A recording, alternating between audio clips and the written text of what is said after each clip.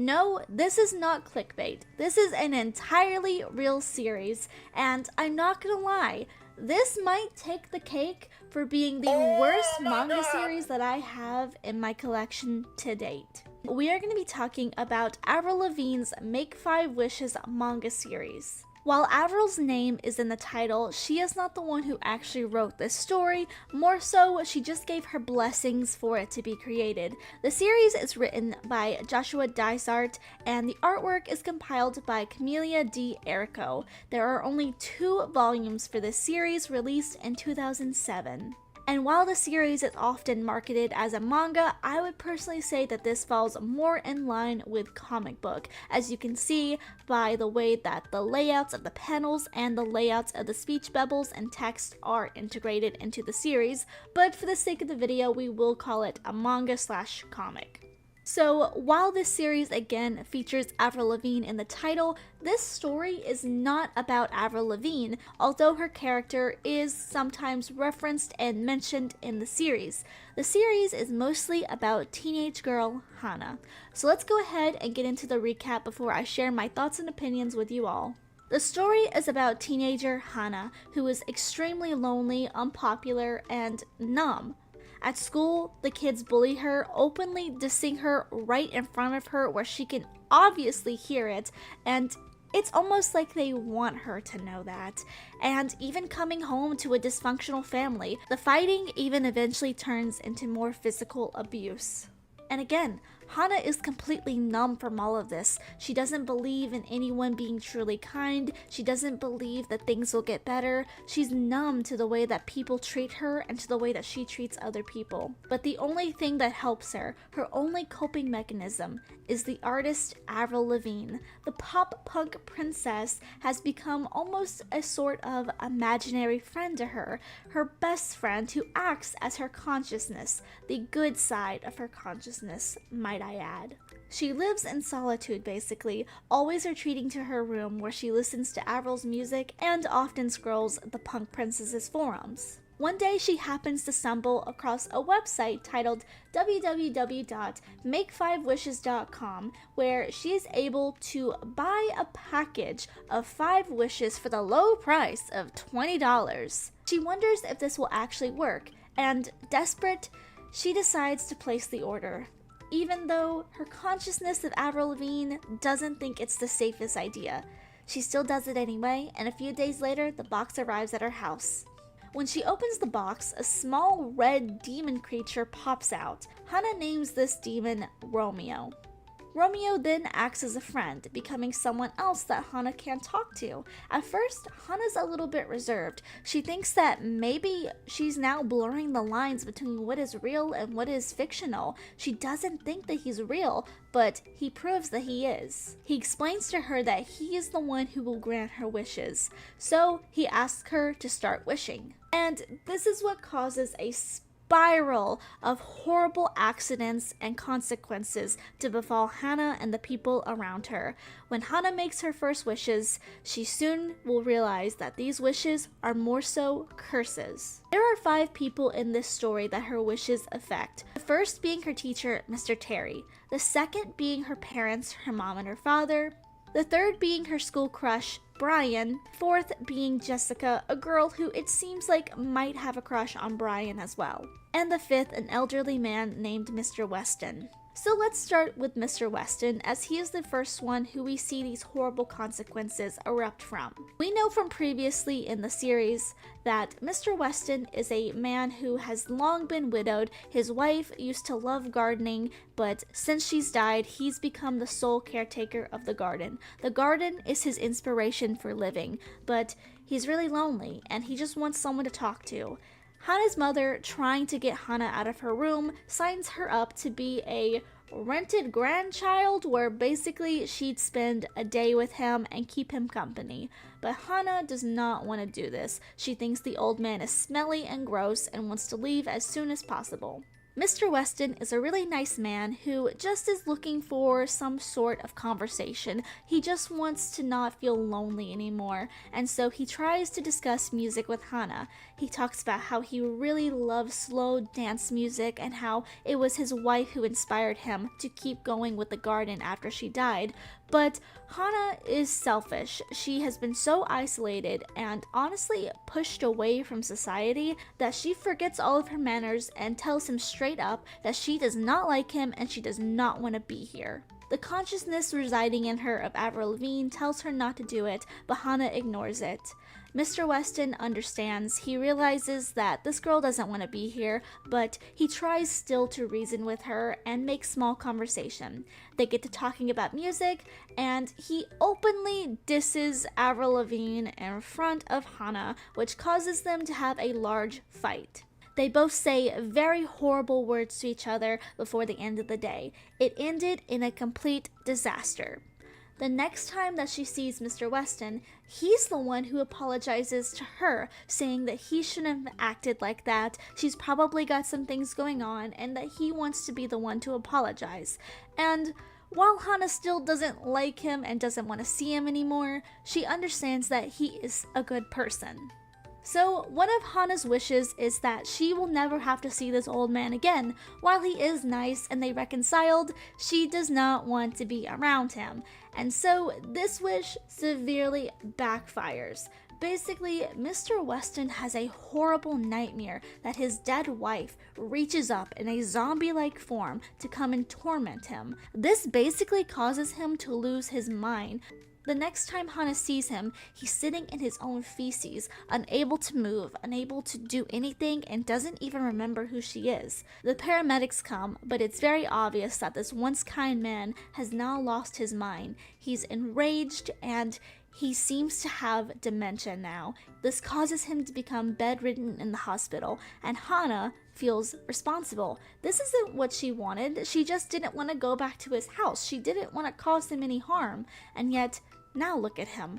This is her fault. And Hana is not the best person in the world. Yes, she is a troubled teenager who's lived through a lot of trauma, but she is not a good character. Let's get that settled. Hana openly trolls people, and she does not mind doing it. She goes onto forums such as a dating site where she saw her teacher, Mr. Terry, and one has a profile picture that's like 10 years younger, obviously trying to kind of get a date as soon as possible. She preys on his loneliness, and she, in return, steals a photo of her aunt and catfishes her teacher.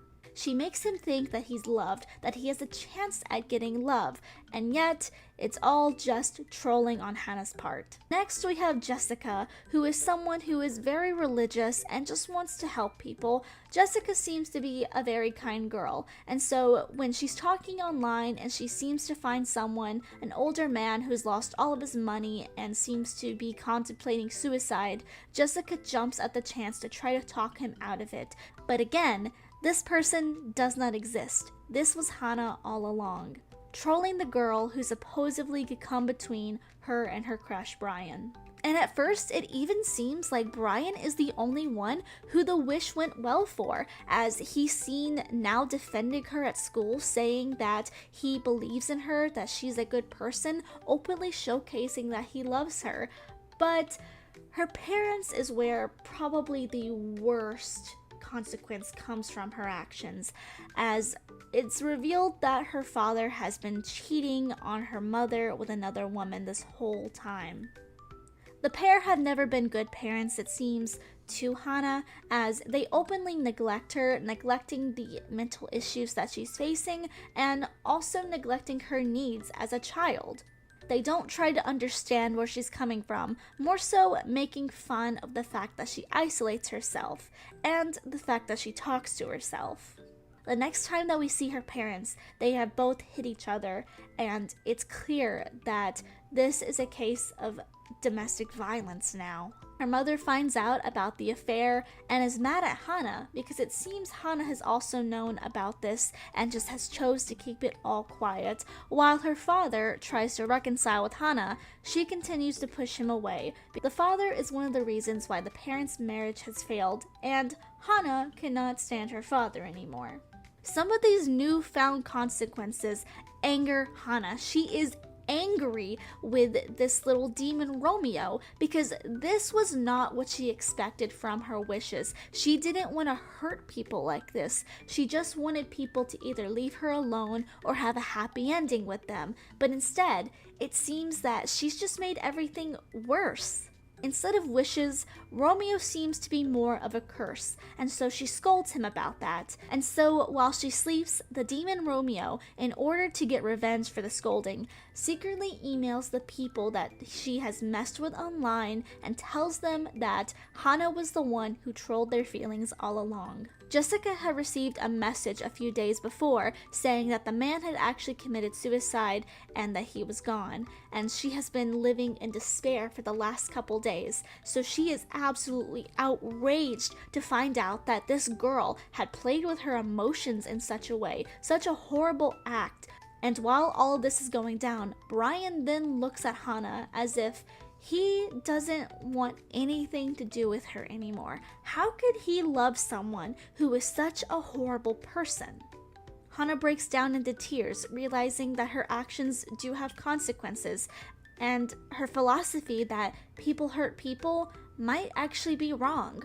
When all of a sudden, a random explosion erupts from outside of the classroom, killing Mr. Terry, Jessica, and Brian. But Hana is the only one to survive, miraculously. And of course, this explosion was the work of everyone's favorite demon, Romeo. Weirdly enough, after the accident, Hana is now enveloped in a shroud of fire which only she can see. No one can see that there is this blazing fire surrounding her body. In my opinion, I believe that this fire is showcasing how she is starting to really lose her grasp on what is real and what is fictional. She's even starting to lose the seldom images of Avril Lavigne, her good consciousness anymore. It seems that Hana is starting to lose herself from the grief and trauma of her actions and also the wishes that she has wished with Romeo. But Hana has one final wish, and she uses this wish to meet the real Avril Lavigne, and then she seals the demon back in his box, so hopefully he won't cause any more trouble. After the explosion and the death of 3 people in the school has become a lot kinder to Hana. After her mysterious, miraculous survival, they feel for her. They feel that she's been treated so unfairly, and so she begins to actually have some friends at school, and some of these friends invite her into a cosplay party on a bridge. At one of her new friends' houses, she gets dressed up and even puts on a wig, but when she looks into a wig, she realizes that Romeo has once again tricked her. She looks in the mirror and sees that she looks exactly like Avril Lavigne, the exact cosplay of Avril Lavigne. And this makes her so angry because this was not what she wanted. She wanted to meet the real Avril Lavigne, not just look like her. She's angry, she's distraught at this demon, and so before the party, she grabs the box. Hana has a plan. She's going to end this one way or another. While at the party before concocting her plan though, another cosplayer comes up and compliments her, saying that she looks amazing and recognizes that she's dressed as Avril Lavigne. Knowing that she needs to do something, in her last final moments, Hana takes the box and jumps from the bridge. She hopes in doing this that the demon will never be able to hurt anyone again, until she notices that the box is empty, and Romeo has in fact escaped. Her plan backfired tremendously. On the bridge, everyone is in shock. A little girl has just jumped from a bridge, seemingly committing suicide. The police are called, her parents then come together and reconvene, and this seems to be another way that Romeo has tormented Hana, as we see he tears her family apart just to put them back again after Hana's death. And with a shocking, ironic twist, we see that the girl that Hana was talking to moments before her death was actually the real Avril Lavigne in cosplay. In an ironic twist of fate, it seems she really did meet the real Avril Lavigne, and Romeo kept his promise. So first and foremost, let's talk about Hana's parents, because no one in this story makes me more angry than Hana's parents. This is your story of child neglect. Hana's parents are fighting. They've seemingly been fighting for a very long time, and they are actively neglecting their daughter. Hana often comes home to see them both fighting and isolates herself in her room. Her parents both know that she has trouble with isolation and not talking to people and having really bad grades at school. And her mom, who seems to be the only parent who is trying to do anything good for her child, instead of taking her to therapy or talking to her about her feelings and try to understand why she's kind of pulling herself away from family while she doesn't have any friends and pulling away from school and society, instead drops her off at this old man's house to be the quote-unquote granddaughter of him for a day.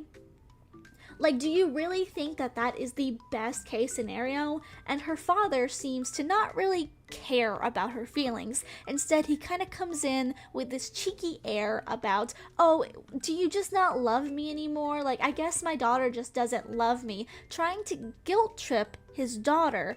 Her parents are absolutely shit. Now, personally, I can overlook this and see this as they are too narcissistic and self-absorbed into their own problems that they don't want to understand what's going on with Hana. But what they're doing just drives her further and further into this horrible narrative that she's not loved and no one genuinely cares about her. It's the reason why she has to create this fictional consciousness of Avril Lavigne, someone to really help her get through the trauma and travesties in her life. Now, again, like I said, I can overlook this as, in the ending, of course, the parents do seem to come together after her death, but what I don't like about this is simply, this is a story that is just written to be tragic, as Hana never seems to learn her lesson. Like I said, Hana is not a good character. She is very numb to the world and numb to feelings for herself and other people, so she actively goes and trolls people to try to mess with them, like how people have messed with her. She's not a good character, but she's also a teenager. She's young, she's impressionable, and she's just not had a great experience being on this earth. People make fun of her, her parents have been horrible to her, even hitting each other. She feels like she's so alone and isolated that consequences don't even seem to matter for her. One would think when first opening the series that it would escalate to her learning from her mistakes, learning that it's not a good thing to play with people this way, do unto others as you would have done to yourself kind of thing, learning a lesson. Instead, she chooses to die. Instead, she just chooses to die. This is a story about a girl who everyone has neglected. It shows how society has failed this young teenager, and I'm not gonna lie, it's a horrible, tragic ending for Hana. Yes, she was a horrible person, but she doesn't deserve to die. What Hana needed was therapy. What she needed was someone to tell her that it was going to be okay, that life was still worth living. She's extremely suicidal because everyone in her life, besides the fictional version of Avril Lavigne, has been so horrible to her, forgetting that she even seems to exist at times. It really shows the story of someone who needed help and wasn't given help. And again, I feel like this ties in to the parents and our teacher of the story, Mr. Terry. They see that this young, impressionable teenager is going through things. She's depressed, she seems to be suicidal, and yet they make the issue so much worse by her. Her mom drops her off at this old man's house to try to make her socialize, and her teacher openly flags her for not doing her assignments in front of the whole class. This leads to people continuing to bully her. The adults in her life have done nothing but fail this child. As a reader, it makes me incredibly angry because what she needed was someone who was a good source of inspiration in her life. And yes, this was Avril Lavigne, but this consciousness, imaginary consciousness of Avril Lavigne got taken over and twisted when this demon enters her life.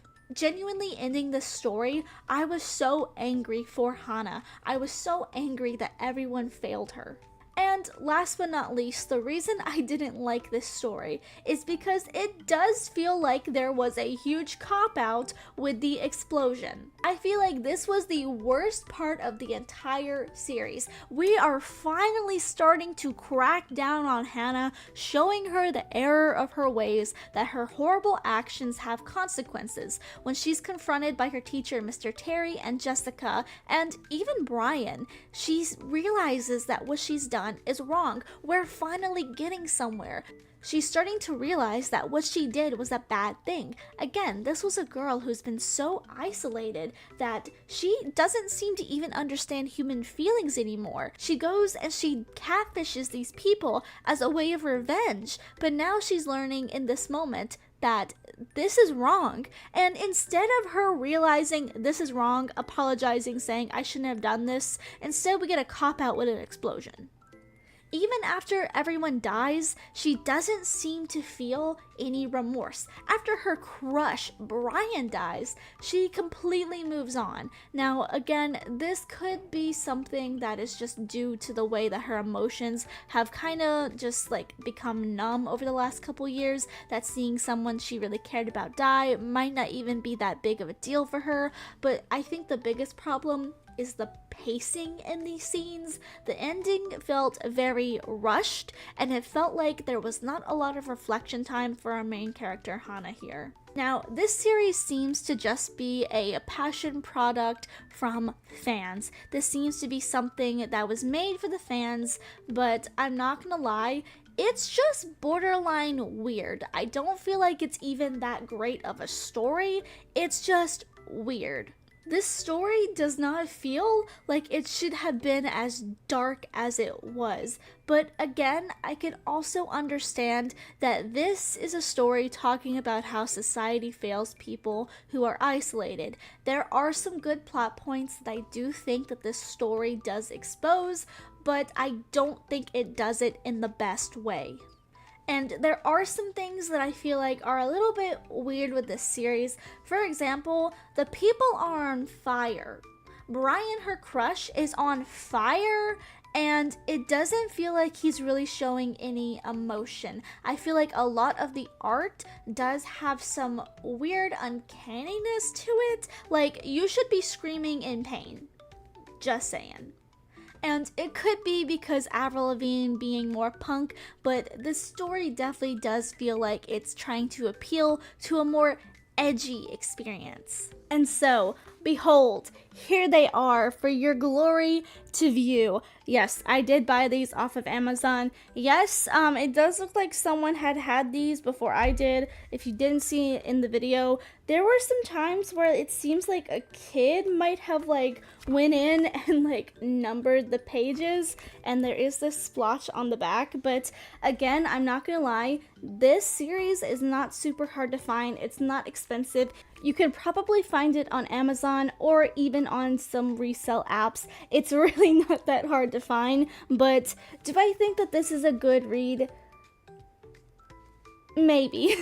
I feel like if this is your thing, a little bit more angsty, dark, and like pop culture reference, then maybe this one will be for you. But again, I really feel like this was more so of a representation, I would feel like, of Avril Lavigne's love for like Japanese culture and like anime and manga, because we all know the song, we all know the Hello Kitty song. Sometimes we drink to forget, but we always remember. Honestly, hot take, I actually really liked that song growing up. Mina psycho arigato kawaii. I won't even lie, it still kind of hits. I'm not gonna lie, it kind of hits. Is it silly? Yes. Is it cringe? Yes. But I mean, it's Avril Lavigne. Like, who else can make that song work than Avril Lavigne? Like, let's be honest. Again, this is a really sad, hard-hitting story, and while I do have some points that I don't personally love about the way that it's written, I do understand why you would take this choice, especially if you are trying to appeal to a more like dark story kind of contemplation. If anything, this just makes me feel bad for the main character. It makes me feel bad for her. It makes me feel bad for all of the people that she hurt. It just makes me feel. And sometimes all a story needs to do is make you feel a certain way. And this one hurt me deeply. Sad. But if you have any other manga series that you would like me to make a video about, do let me know. Tell me in the comments what I should make a video on next. And if you like this video and you want to help support the channel, then maybe check out becoming a glitter Sakura. You can have a really cool badge by your name. Just saying, no pressure or anything, but it's there if you would like to. And please remember to like, share, subscribe, and I will see you in the next one. Bye!